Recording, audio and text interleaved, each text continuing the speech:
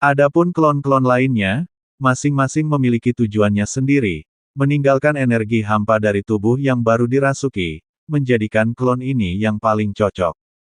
Jiwa hampa merobek ruang angkasa. Sosok Xiaoyan, diselimuti turbulensi spasial, dengan paksa melangkah keluar dari celah di kehampaan Nanling. Pemandangan yang dilihatnya membuat hatinya mencekam, tetapi keraguan yang mengerikan langsung muncul dalam dirinya. Dia telah tiba di lapisan spasial tersembunyi di dalam alam dewa kuno. Alam dewa kuno masih ada di ruang hampa yang mengelilingi alam tersebut, tempat banyak mayat mengambang, bersama dengan kapal dewa hampa yang besar, yang sekarang diseret oleh banyak sosok. Di barisan depan berdiri sosok yang familiar, Ding Yue. Xiaoyan melangkah dan langsung muncul di sampingnya. Tuan Muda Xiao, Anda kembali.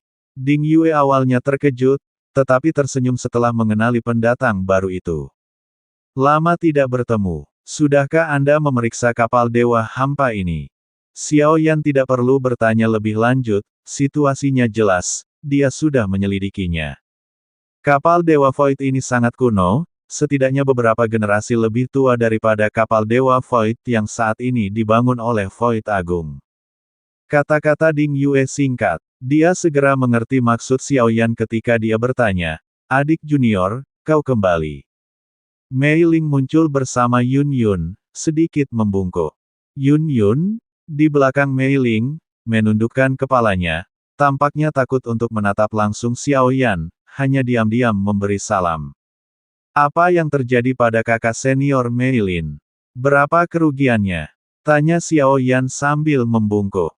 Sejarah perang Taixu, yang muncul entah dari mana, sebenarnya menemukan lokasi alam dewa kuno dan melancarkan serangan mendadak.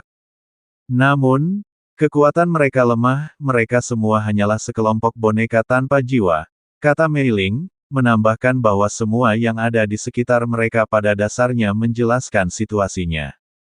Yang Gong Xiaoyan sedikit mengerutkan kening. Mungkin itu hanya upaya untuk membingungkan situasi, kemungkinan besar taktik pengalihan. Void transportasi timur mungkin dalam bahaya, kata Mei Ling dengan sungguh-sungguh. Xiaoyan mengangguk, kembalinya dengan cara ini tentu saja membuat kemungkinan itu menjadi mungkin.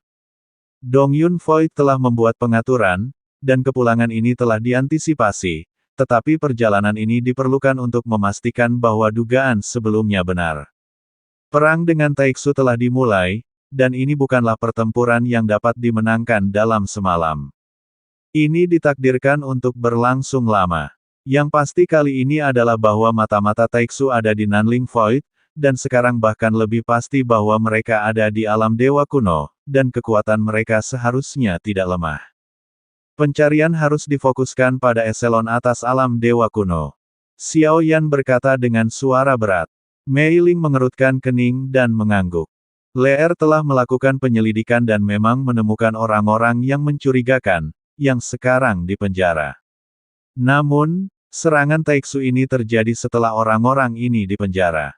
Ini menunjukkan bahwa Dalang sebenarnya masih bersembunyi. Kami belum menemukan Mei Ling. Dia mengingat pengaturan Xiaoyan sebelumnya dan mengambil tindakan terlebih dahulu, tetapi tetap tidak dapat menghentikannya. Apa yang harus kita lakukan sekarang? Melanjutkan penyelidikan. Merlin bertanya. Tentu saja, masalah ini diserahkan kepada Xiaoyan untuk diputuskan. Sekalipun dia punya solusi, dia akan berkonsultasi dengan Xiaoyan terlebih dahulu. Mata Xiaoyan menunjukkan ekspresi berpikir. Dia tidak terburu-buru. Melalui klon Void Ki-nya, dia bisa memahami situasi Void Timur secara kasar, tetapi kemunculan Void Timur menyulitkan Xiaoyan untuk memahami niat Taixu. Karena cermin Void Timur juga merupakan serangan tipuan, Xiaoyan tidak curiga pada orang-orang di sekitarnya, meskipun dia ingin berbicara secara pribadi dengan kakak senior Mei Ling. Masalah ini sangat penting, dan dia harus lebih berhati-hati. Dia menggunakan jiwa alam tanpa harapan untuk menyegel Void agar tidak ada yang bisa menyelidiki. Penyelidikan langsung pasti akan membuat musuh waspada. Dibutuhkan strategi. Mereka membutuhkan jebakan, cara untuk memancing mereka masuk. Kilatan dingin muncul di mata Xiaoyan. Xiaoyan, Oh, itu akan segera terungkap. Mata Mei Ling berbinar. Guru, apakah Anda memiliki langkah-langkah yang lebih detail? Strateginya tidak perlu terlalu rumit. Langkah pertama adalah membuat serangan pura-pura itu menjadi nyata, untuk memancing ular keluar dari lubangnya. Kakak senior Mei Ling, mohon dengarkan baik-baik. Setelah keduanya mendekat, Xiao Yan berbisik kepada Mei Ling. Mei Ling mendengarkan dan mengangguk, tidak ada yang tahu apa yang mereka rencanakan. Pengaturan guru sangat brilian. Dengan cara ini, kita pasti bisa mengungkap mata-mata di alam dewa kuno. Aku akan menyerahkan pengaturannya kepada kakak senior Mei Ling, kata Xiao Yan. Mei Ling mengangguk. Tunggu, Xiao Yan memanggil gurunya, apakah ada hal lain yang perlu diatur? Mei Ling hendak pergi ketika dia berbalik dan bertanya, aku memanggilmu kakak senior, dan kau memanggilku guru, bukankah itu membingungkan? Panggil saja aku adik junior, aku benar-benar tidak bisa dianggap sebagai gurumu, kata Xiao Yan dengan senyum masam, merasa canggung dengan panggilan itu. Aku mengerti, kata Xiao Yan, dan Mei Ling tersenyum tipis sebelum pergi. Xiao Yan mengangguk dan mengikuti Mei Ling. Mereka memasuki alam dewa kuno. Setelah masuk, Xiao Yan terbang di atas alam dewa kuno dan langsung menuju paviliun 1000 mesin. Kabar tentang kembalinya Yang Mulia dan kembalinya Xiao Yan ke alam dewa kuno menyebar dengan cepat. Kemudian dia kembali ke kediaman Xiao.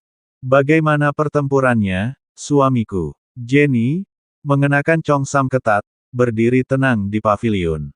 Congsam itu menonjolkan pinggang ramping dan pinggulnya yang mulus, yang untuk saat ini bukanlah masalah. Namun, pertempuran telah dimulai, dan korban jiwa tak terhindarkan. Saat Xiao Yan berbicara, dia membuka lengannya dan menariknya ke dalam pelukannya. Gerakannya alami dan lembut, seolah-olah ini adalah satu-satunya tempat perlindungan di dunia yang kacau. Tubuh Jenny menempel pada kain lembut itu, memancarkan panas tubuhnya. Pinggangnya ramping dan lentur. Telapak tangannya merasakan kelembutan pinggangnya, membelainya dengan lembut, seolah-olah menegaskan kehadirannya yang nyata. Suamiku, maukah kau masuk ke kamar? Jenny merasakan kasih sayang Xiao Yan, tetapi dia tersenyum dan berkata, bukankah tempat ini sudah cukup? Tunggu, bagaimana kita bisa masuk ke sini, suamiku? Jiwa Xiao Yan terbungkus dalam alam kekosongan, dan selama dia mau, tidak ada yang bisa mendekati kediaman Xiao. Akan ada beberapa perubahan di alam dewa kuno, tapi kau tidak perlu khawatir. Tapi tolong jangan meninggalkan kediaman Xiao. Setelah beberapa saat, Jenny merapikan pakaian Xiao Yan, lalu bersandar di pelukannya. Ya, aku mengerti sekarang, Jenny tahu. Ini adalah masalah hidup dan mati bagi seluruh dunia sensi. Bagaimana mungkin dia tidak mengerti pria di hadapannya? Suami, jangan khawatirkan aku. Hati-hati, kami di sini menunggumu pulang. Kelembutan Jenny meresap ke dalam hati Xiao Yan. Selama bertahun-tahun, kehangatan ini melampaui segalanya. Ya, semuanya akan baik-baik saja. Xiao Yan mengangguk, mengulurkan tangan untuk mengacak rambut Jenny. Aku harus pergi. Tundukkan kepalamu, aku ada sesuatu yang ingin kukatakan padamu, bisik Jenny. Xiao Yan menundukkan kepalanya dengan patuh, dan Jenny dengan lembut mencium pipinya. Pergilah, kau adalah Xiao Yan. Kau pasti akan menjadi pria terkuat di sensi. Jenny tersenyum dan melambaikan tangan. Senyum tulus muncul di wajah Xiao Yan, dia benar-benar menikmatinya. Pada saat itu, setelah menjawab, sosok Xiao Yan tiba-tiba menghilang dari Xiao Manor. Tetapi sebelum pergi, dia muncul di atas alam dewa kuno. Dia ingin alam dewa kuno tahu bahwa dia akan pergi.